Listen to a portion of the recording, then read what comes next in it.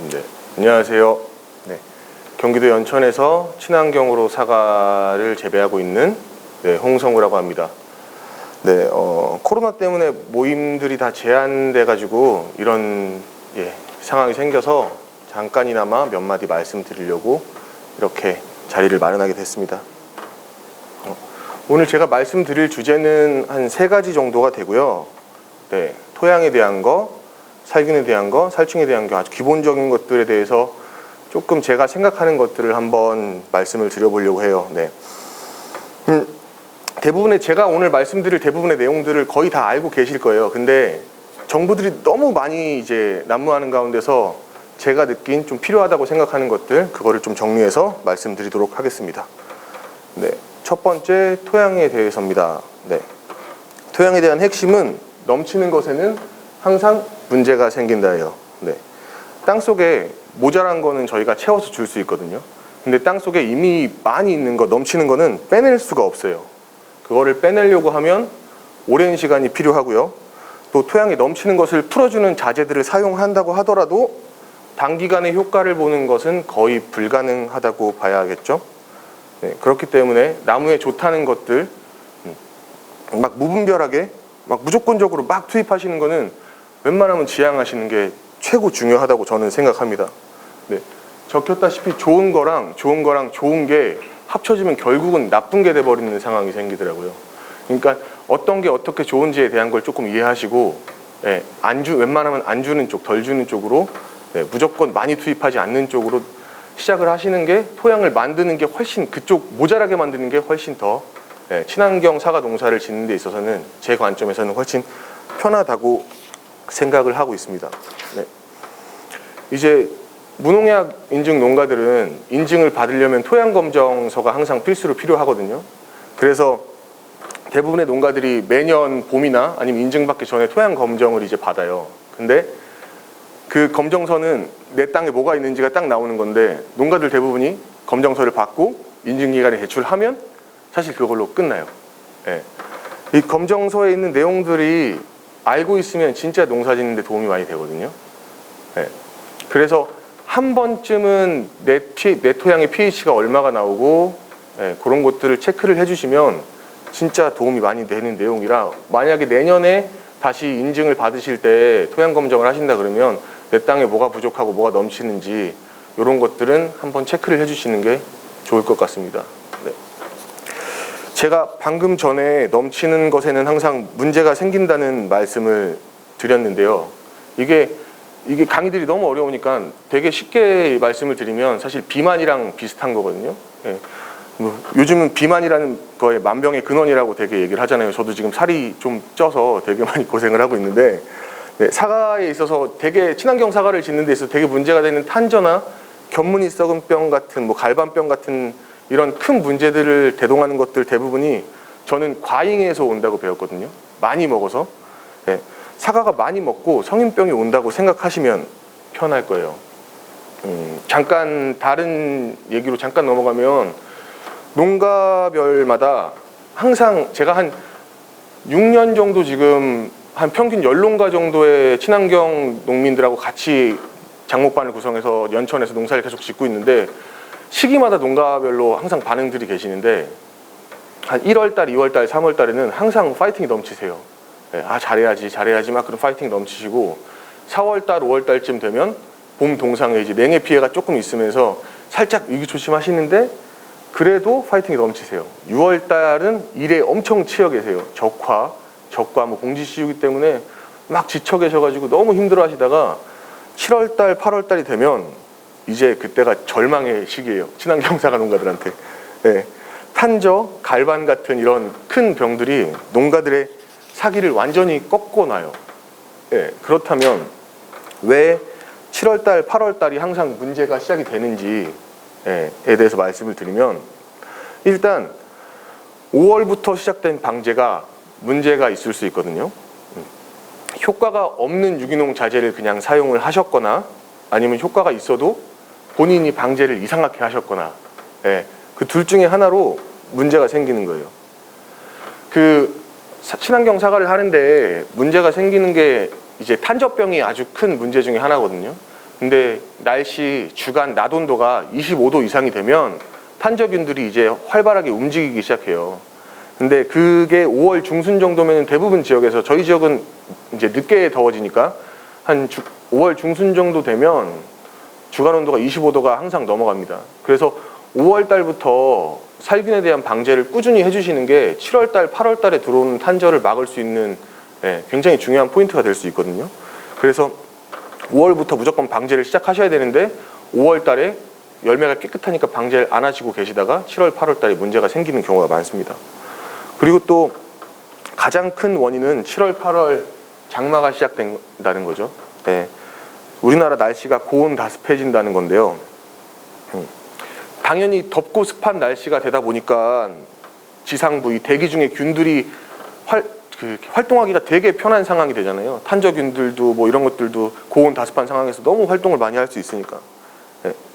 그런 환경에 더해져서 토양에서도 문제가 생겨요. 더운데 물이 계속 들어가잖아요.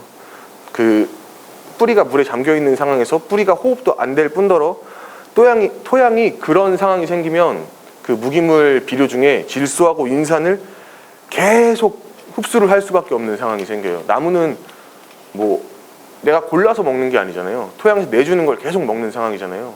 그래서 7월, 8월 달에 질소하고 인산을 계속 흡수할 수밖에 없는 그런 상황이 생기기 때문에 다른 양분들하고의 밸런스가 깨지면서 탄저 및 갈반이 오는 상황이 더 심하게 초래될 수밖에 없는 거거든요. 그러니까 정리해서 말씀을 드리면 5월부터 바람직한 좀 괜찮은 방제를 먼저 하셨고, 그리고 질소하고 인산이 토양에서 막 올라오는 그런 상황을 억제하는 걸 조금만 더 할 수 있다 그러면 균들이 증식하기 좋은 지상부의 상황이 됐더라도 탄저균이 지금 내 사과에 이렇게 붙어 있다고 하더라도 그 붙어 있는 균이 사과에서 탄저로 발병을 할 수 있는 가능성을 줄여준다고 이제 말씀을 드리는 거예요. 지금 이 교육 장소 안에도 감기 바이러스라던가 뭐 이런 것들이 있을 수 있잖아요. 근데 이제 저는 지금 아까 말씀드린 것처럼 비만, 약간 뚱뚱하고 그러니까 제가 이 감기 바이러스를 흡입하면 면역력이 낮아서 감기에 걸릴 수도 있을 거예요. 근데 지금 제 앞에 앉아 계신 연구관님께서는 저처럼 이렇지 않아요. 네, 아주 밸런스가 좋은 몸을 가지고 계셔서 똑같이 감기 바이러스를 흡입을 하셔도 견뎌내실 거예요. 그거랑 똑같은 거예요. 이게 뻔한 이야기인데 지금 앞에 앉아 계신 연구관님 같은 토양의 밸런스를 맞춰주시는 게 중요합니다. 이게 어려울 것 같은데 생각보다 그렇게 어려운 부분도 아니에요. 토양 밸런스 맞춘다는 거는 되게 많은 내용들이 있어요. 밴드나 뭐 유튜브나 이런 데서 되게 많은 내용들이 있어서 그런 것들을 조금 참고하시면 많이 도움이 될 거고요. 저도 아직까지 제 토양의 밸런스를 하나도 맞춰놓지 못한 상태예요. 그래서 저는 그냥 임시방편, 자구책으로 계속 농사를 끌어가고 있는데, 일단 어떻게 임시방편으로 하는지 한 가지 예를 말씀을 드리면 7월, 8월이 항상 문제라고 말씀을 드렸잖아요. 그러면 이제 보시면 7월달, 8월달에 비가 억수같이 내릴 때, 비 오는 날 이제 저는 물을 줘요. 현미식초를 관주를 해줍니다. 그러면 토양에 있는 질소 인산이 올라가는 걸 이제 좀 억제를 시켜주는 상황이 생기거든요. 제가 이제 비 오는 날, 비가 억수같이 막 쏟아지는 날, 비가 조금 그치기 시작할 때 이제 스프링클러를 돌려요. 그럼 막 비가 오는 상황에서 막 땅에 물을 주고 있잖아요. 그럼 사람들이 왜 비가 오는데 물을 주냐고, 이제 저거 좀 제정신 아닌 것 같다 이렇게 말씀을 하시는 분들도 항상 계셨어요. 근데 저는 땅에 물을 줬던 게 아니라 식초를 줬던 거예요. 정확히 말씀드리면 식초를 주는 건 칼슘을 먹이기 위함이거든요.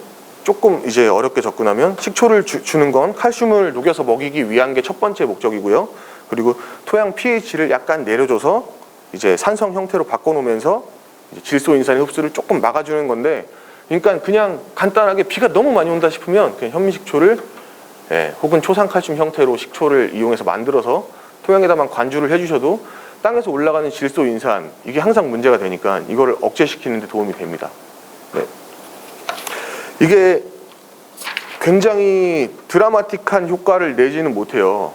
왜냐하면 비가 억수같이 오는데 저희가 식초를 붓는다고 엄청난 뭐 칼슘을 흡수하거나 뭐 토양이 굉장히 산성으로 변한다거나 막 이런 상황이 생기지는 못하니까. 근데 이렇게 질소인산을 100을 먹을 걸 뭐 98만 먹인다거나 아니면 뭐 90까지 못 먹을 수 있게 만든다거나 하는 이런 작은 것들이 모이면 방제의 퍼센테이지가 높아져요. 이렇게 조금씩의 퍼센테이지를 높이는 것들이 맨 마지막 수확 시기에 가서 멀쩡한 사과를 수확할 수 있는, 저희 친환경 사과라 그러면 대부분 다 이상한 느낌의, 지저분한 느낌의 사과인데 괜찮은 사과를 수확할 수 있는 기초가 된다고 생각을 하고요. 아직 제가 사과 농사를 진 지 7년밖에 되지 않았는데 그 7년 만에 친환경 사과를 생산해서 출하할 수 있었던 이유 중에 큰 도움을 받은 것 중에 하나가 저는 지금 이런 자잘자잘한 신경 쓰는 부분이라고 생각을 합니다. 현미식초를 쓰실 때 이제 양조식초는 사용하시면 안 돼요. 그 현미식초, 뭐 감식초, 사과식초 같은 건 다 상관없습니다. 사과 농가들은 대부분 이제 못 쓰는 사과를 가지고 이제 사과식초를 좀 만들어 놓거든요. 그거 만든 거 사용하셔도 되는데, 양조식초 같은 경우는 빙초산을 물에다 타서 그냥 식초 형태로 만들어 놓은 거라, 빙초산은 칼슘을 녹이기보다는 유기물 분해제로서 쓰는 좀 자재라 양조식초는 사용을 안 하시는 게, 지양하는 게 아니라 아예 안 하시는 게 좋습니다. 네. 칼슘을 줘서 질소를 먹게 하거나 칼슘을 먹게 해서 질소를 덜 먹게 하는 뭐 이런 약간 말장난 같은 것들이 이제는 비료 싸움이라고 이제 말씀을 드릴 수 있어요. 비료끼리 이제 싸움을 하는 거죠. 위에 있는 뭐 인산, 뭐 탄소, 칼슘, 가리, 질소 뭐 이렇게 여러 가지가 있는데, 요게 칼슘이고 요게 질소고 요게 인산이잖아요. 그럼 상대적으로 반대에 있는 거라서 작기 중에 양액 하시는 분들은 많이 아실 건데, 칼슘을 그냥 땅에다 투입을 하면 칼슘이 밀려 올라가는 토양에서 질소가 막 밀려 올라가요. 그래서 나무가 질소를 막 튼튼해지는 상황이 생기거든요.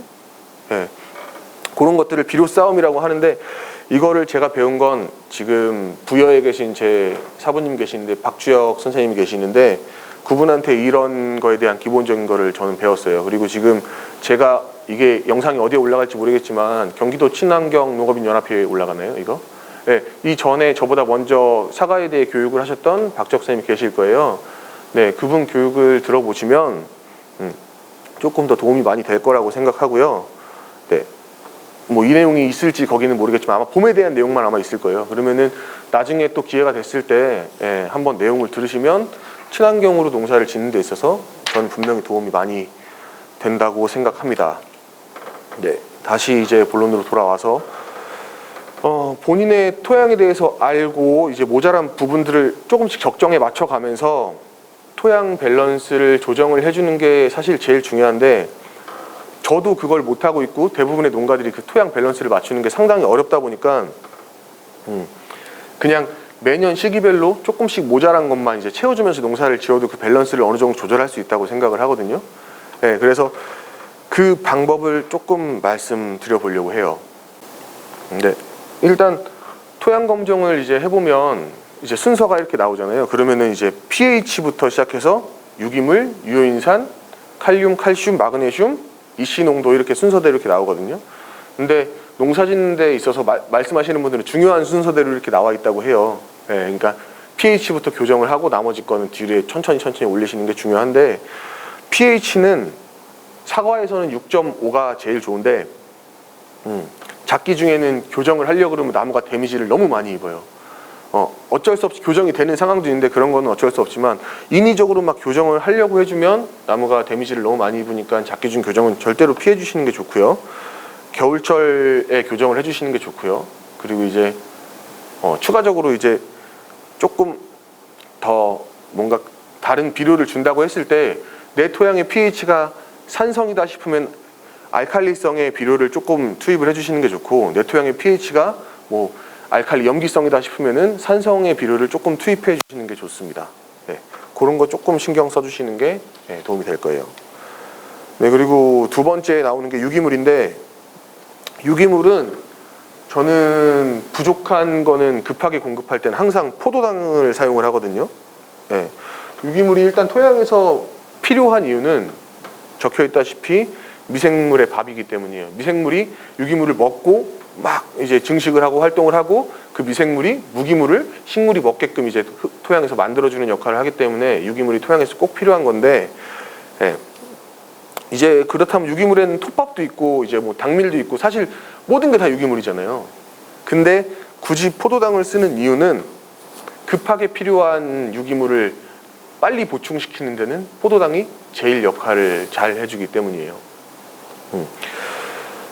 포도당은 이 굉장히 낮은 탄소가를 가지고 있어요. 그러니까 미생물이 뭐 옥수수 같은 게 하나를 떨어져서 그거를 나중에 썩는다 그랬는데 결국 미생물이 분해를 시키는 거잖아요.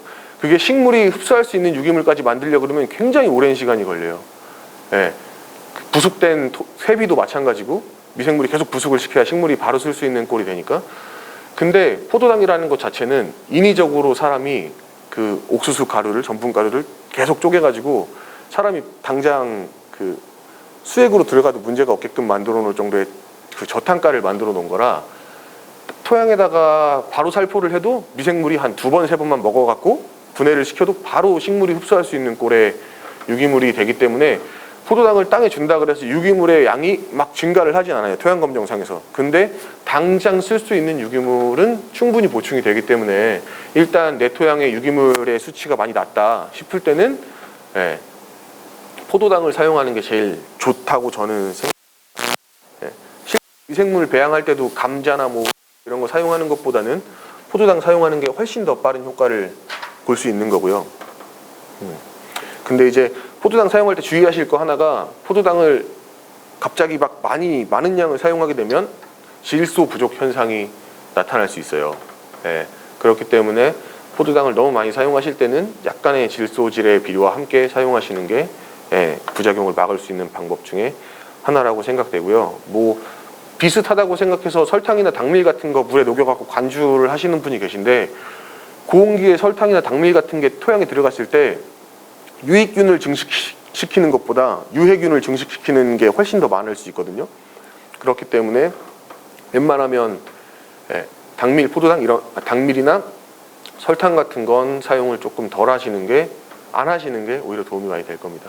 예, 급하게 유기물 보충할 땐 포도당을 사용하시면 되고 함수결정 포도당을 사용하시면 될 것 같고요. 한 포에 한 2만 원에서 2만 3천 원, 예, 인터넷으로 사면 그 정도 될 거예요. 그리고 저는 많이 사용 안 하고요. 한 1000평에 한 포에서 2포 정도 급하게 들 때, 예, 그렇게 물에 녹여서 관주해주고 있습니다. 나머지 유효인산, 칼륨, 칼슘, 마그네슘도 그때그때 보충하는데 이거는 진짜 막 넘치는 그 토양상에서 넘치게 되면은 이게 오히려 컨트롤하기가 훨씬 힘들어요. 그래서 부족 수준에 놓고 이제 하고 있습니다. 시기별로 필요한 거는 인산은 절대 저는 많이 쓰지 않아요. 아까 말씀드렸다시피 인산이 진짜 나무에 많이 필요한 영양분 중에 하나인데 그 질소 인산이 많이 흡수돼 갖고 7월달, 8월달에 문제가 된다고 말씀드렸잖아요. 그래서 토양에다가는 인산 비료를 진짜 많이 투입하지 않고 그 5월 초 개화기, 꽃이 인이 되게 많거든요. 인이 되게 많이 필요한 거라서 꽃 필 때 한번 토양에다 관주를 해주고요. 그리고 순머짐하는 시기에 6월 초쯤에 이제 나무에다가 뿌려줍니다. 잎에다가. 네, 그렇게 해서 해주고 있습니다. 그 인에 대해서 하나만 더 설명을 하고 넘어가면 사과나무는 다른 거하고 다르게 6월 달에 그 내년 꽃눈을 다 준비를 해놔야 돼요. 그러니까 바로 꽃이 생기는 게 아니라 내가 내년에 꽃을 피고 싶으면 6월 달에 이제 꽃눈을 만드는데 그거를 멈추려고 농가들이 엄청나게 많은 노력을 하고 그리고 멈춰야만 나무의 밸런스가 되게 잘 맞아지니까 농사가 훨씬 잘 되고, 예, 그래서 인산칼슘이나 뭐 인에 대한 비료들을 순을 먹는데 굉장히 많이 사용을 하세요. 그래서 인이 멈추는 자재, 굳히는 자재라고 생각을 하시는 분들이 많은데 이 인을 쳤을 때 애들이 작아지고 멈추려고 하는 이유가 이 인이라는 자재 자체가 식물 안에서 숨 쉬는 거에 관여를 하거든요. 네, 그래서 연면 시비를 하게 됐을 때 얘들이 인을 먹으면 호흡량이 늘어나요. 대사량이 늘어나요. 그러면 호흡량이 늘어난다는 건 잎에서 계속 숨을 쉬니까 수분이 계속 날아간다는 소리예요. 그래서 인을 주면 잎에서 날리는 수분이 많아지면서 얘가 물이 빠지니까 힘들잖아요. 그래서 얘들이 멈추는 상황이 생기는 거거든요. 네, 토양에서 인이 많으면 우리가 멈추는 상황이 필요 없는데도 수분을 계속 날려요. 거기다 질소랑 같이 올라가니까 멈추지도 못하고 수분만 계속 날려요. 얘들이 힘들어서 면역력이 떨어진다고 생각하시면 돼요. 이는 호흡을 너무 많이 날리기 때문에 멈추는 거고, 그것 때문에 나무를 망가뜨리는, 너무 많게 되면 망가뜨리는 경우가 생기는 겁니다. 네. 여기에 칼륨에 대해서 말씀을 드려야 되는데 칼륨은 이제 우리는 흔히 가리라고 하는데요. 사과를 크게 만드는데 굉장히 많이 도움을 주는, 거의 대부분 사과 크게 만드는 데는 가리가 다 한다고 생각을 해야 될 정도의 그런 비료예요. 유기물과 함께. 네. 그래서 다른 비료에 비해서 가리의 칼륨의 시용은 조금 더 많아요. 저 같은 경우는. 네. 3월 해동기에 유기가리나 혹은 질산가리를 1회 토양에다 관주를 해주고요. 6월 2차 비대기에 저 같은 경우는 토양이 산성이라서 규산가리를 2회 정도 지금 토양 관주를 해주고요. 그리고 홍로 같은 경우는 이제 착색기에 치니까 8월 말 착색기가 다르니까요. 그리고 부사 같은 경우는 10월 초쯤에 이제 황산가리를 땅에다가 관주를 해줘요. 이거는 관주를 계속 해주는 게 토양에서 가리가 계속 빠져나가요. 이 이유가 사과를 이제 다 큰 사과, 우리가 먹는 사과를 딱 쪼개갖고 성분 검사를 딱 해봤을 때 그 사과 안에 들어있는 100이라는 숫자의 무기물 중에서 70%가 칼륨이에요. 전부 다 가리예요. 그래서 사과를 따서 우리는 뭐 100톤이 되면 100톤을 출하를 했잖아요. 바깥쪽으로 이제 우리가 판매를 했으면 그 100이라는 숫자의 70%의 가리가 칼륨이 땅에서 빠져나간 거예요. 사과에서 이미 같이 나갔으니까. 나무가 칼륨을 흡수해서 사과에 저장을 했고 그 사과를 땅에다 다시 놓는 게 아니라 다 우린 팔았잖아요, 밖으로. 그래서 칼륨이란 비료는 다른 비료에 비해서 투입량이 조금 더 많아야만 토양에서 결핍이 나오지 않아요. 모자람이 나오지 않아요. 그래서 이거에 대한 건 결핍을 조금 걱정하시기보다는 하는 걸 좀 걱정하시기보다는 결핍을 걱정해서 조금 너무 많진 않더라도 조금 더 투입을 하시는 게 맞다라고 저는 생각을 하고 있습니다.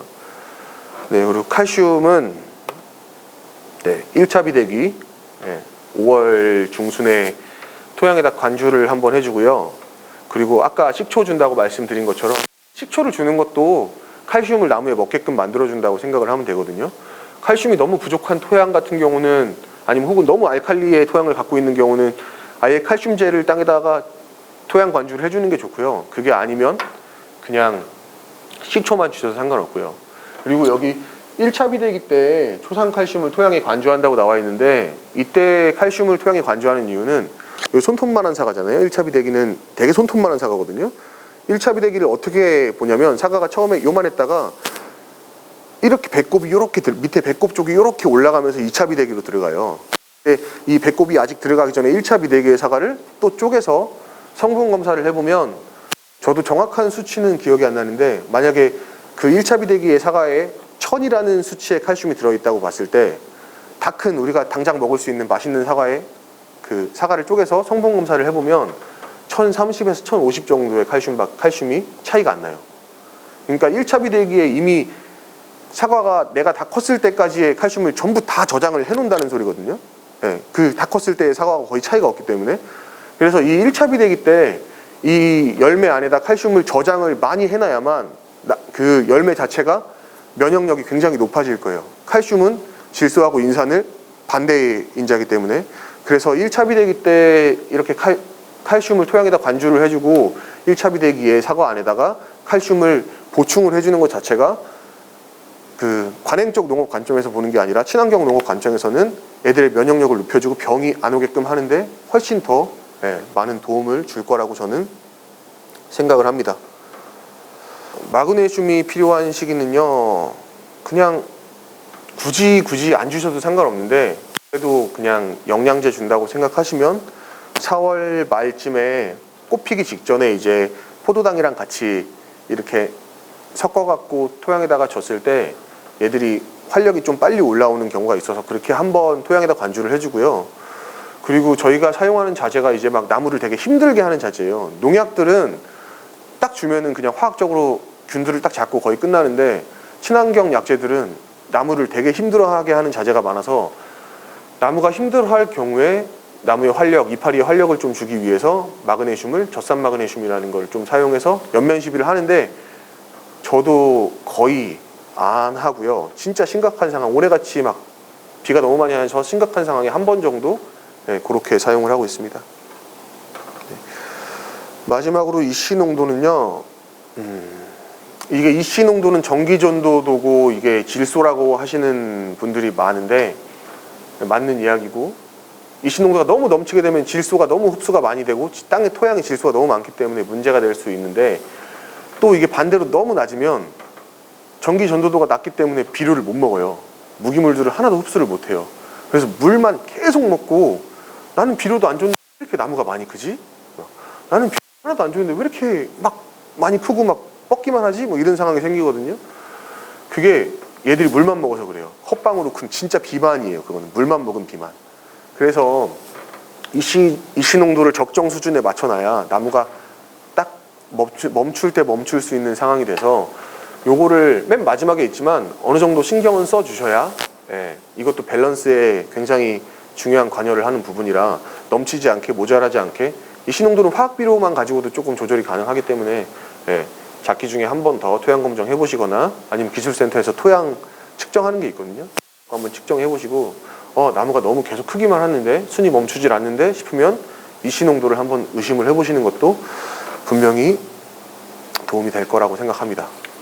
이렇게 7가지에 대해서 설명을 마쳤고요. 제가 이런 거에 대해서 농가분들, 주변 분들한테 이렇게 앞에 나서서 이렇게 말씀을 드린 적은 없어요. 개인적으로 이런 말씀이 드릴 때가 있었는데, 그러면 지금 말씀드린 것처럼, 여기 적힌 것처럼 왜 이렇게 친환경인데 화학적으로 접근하냐고 이제 말씀들을 하세요. 보통 농민분들이나 대부분의 사람들이 생각하는데, 친환경이라는 것 자체가 자연적이고 되게 자연 친화적인 것들을 많이 생각하잖아요. 말 자체도 친환경이니까. 이렇게 제가 하나하나 일일이 신경 쓰면서 농사를 짓는 이유는요, 지금 저희가 가지고 있는, 제가 심은 나무 자체가 그 나무의 면역력이 그 유기농이라는 그 자연적인 거에 맞춰갖고 해서는 견디지 못한다고 판단을 했기 때문이에요.